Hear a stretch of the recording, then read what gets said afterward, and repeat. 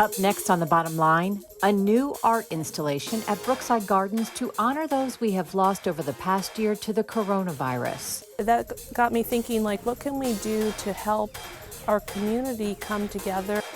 We'll introduce you to two Montgomery County men who have set out on a journey to raise suicide awareness and let others know they are not alone. You know, we hear you and we see you and we want to do something for you. This is a battle that we're all in together. And changing the culture. We'll talk to Olympic medalist Dominique Dawes about her new business that is built on positivity and growth. I want them to be happy and healthy and well-rounded women in life, rather than standing on top of a podium as a teenager and then feeling incomplete and lost.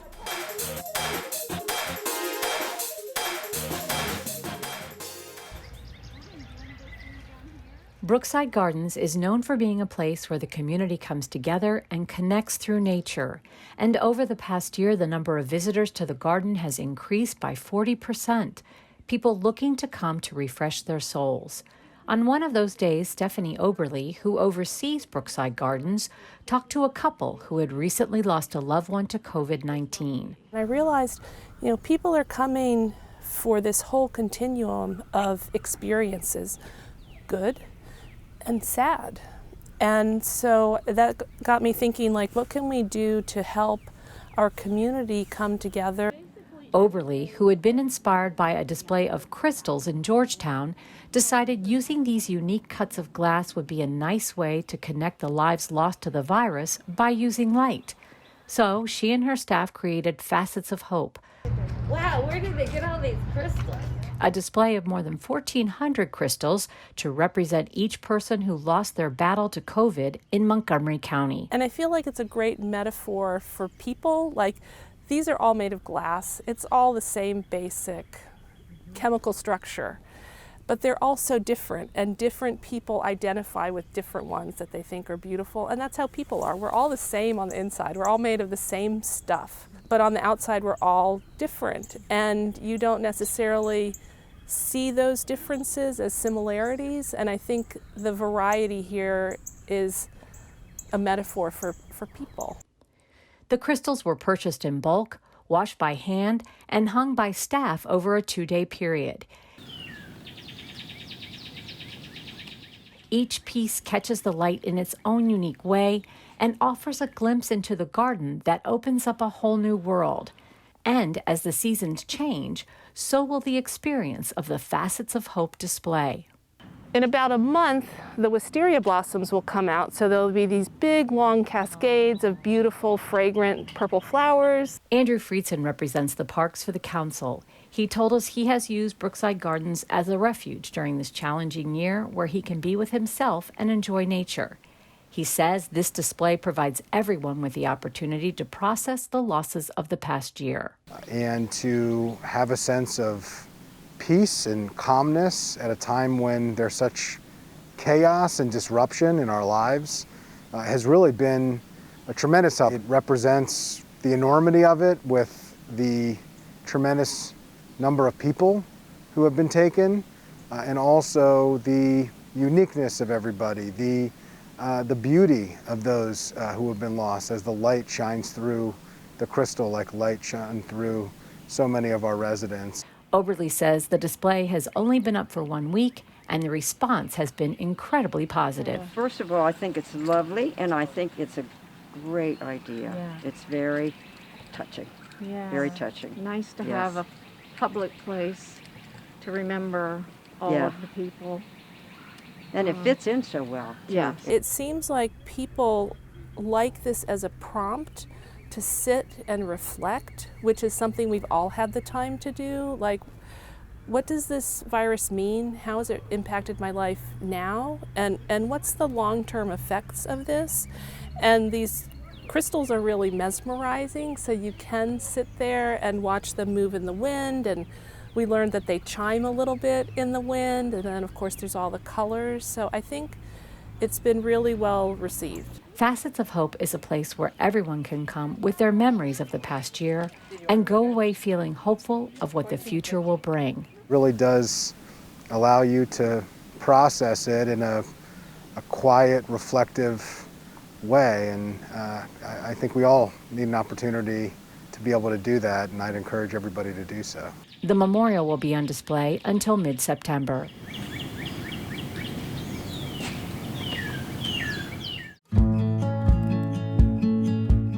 On April 15th, Omar Baylock and Heath Saffer will set out on a journey to save lives. The two young men will ride 4,300 miles across the country to end teen suicide and the stigma that goes with mental illness.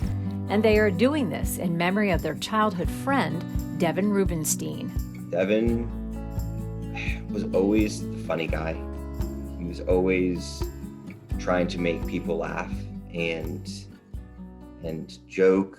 So I saw him as someone that had this willingness to explore and see what was out there and just have a great time doing it. You know, he was a smiley kid, someone who was always laughing and in a good mood, somebody you could always count on to be around for you.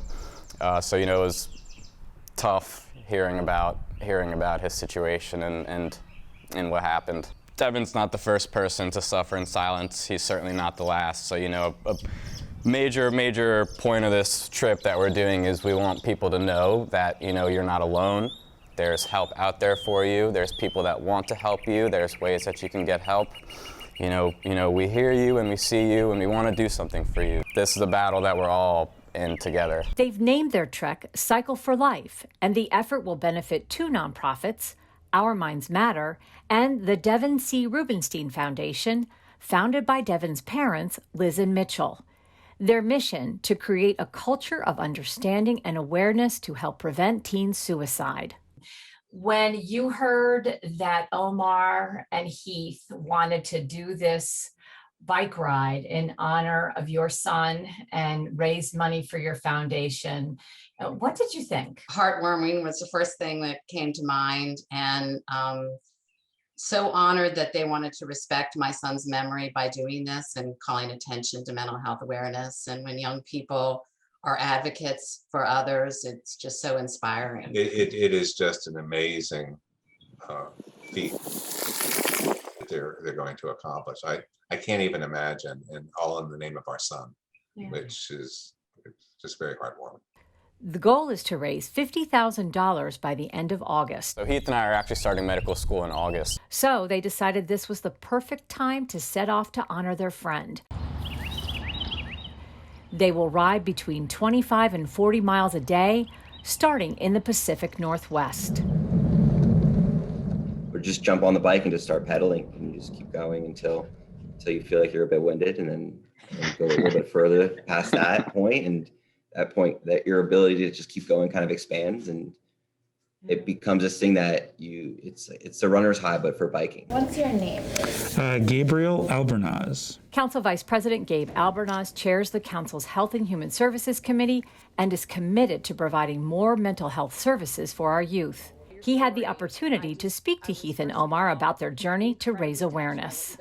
And so I was so impressed with the very thoughtful way that you guys are going about raising awareness over an issue that sometimes silently impacts thousands of families across our region and across our county. But what was the inspiration for this trip? So the inspiration for the trip itself was to try to embark on a physically and mentally challenging endeavor. We both have the unfortunate story of our friend Devin Rubenstein, and it's clear that we're not alone in having such a story. I think that challenges and tragedies as Devin's are shared by many people in the Montgomery County area and then far beyond, in my experiences. Their ride will begin in Seattle and end in Delaware on July 4th. The two have been training for the ride and plan on meeting with other young people who are experiencing mental health struggles. They will journal during the trip with the goal of being as open and honest as possible. A lot of people, myself included, after Devin's death were, left feeling, I hate to use the word regretful, but, it's an accurate word. So, rather than living with regret and being burdened by, that event, we decided to, make the most of it and turn it into something positive. And frankly, I think by spreading the word, you will eradicate that stigma. And if you eradicate the stigma, then the silence and the isolation that these people feel will be removed or relieved of that. In medical school, Omar will study to become a surgeon, and Heath will study the human mind.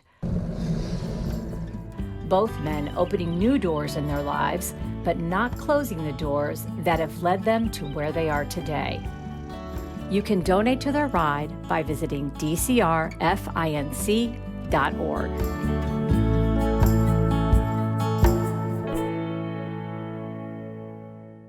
As you said, John, to make the Olympics. Here's the vault. She vaulted her way into history in 1992 when she became the first African-American woman to win an individual Olympic medal in artistic gymnastics.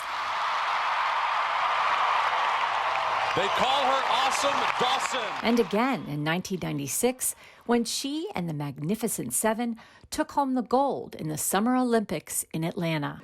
Dominique Dawes grew up in Montgomery County, and today she and her husband, Jeff Thompson, are raising their 4 kids here. We would not have made history. In her post-Olympic life, she has been a motivational speaker. No matter how low someone may seem to you on a totem pole or how high you may seem on a totem pole, you need each other to achieve your greatest potential.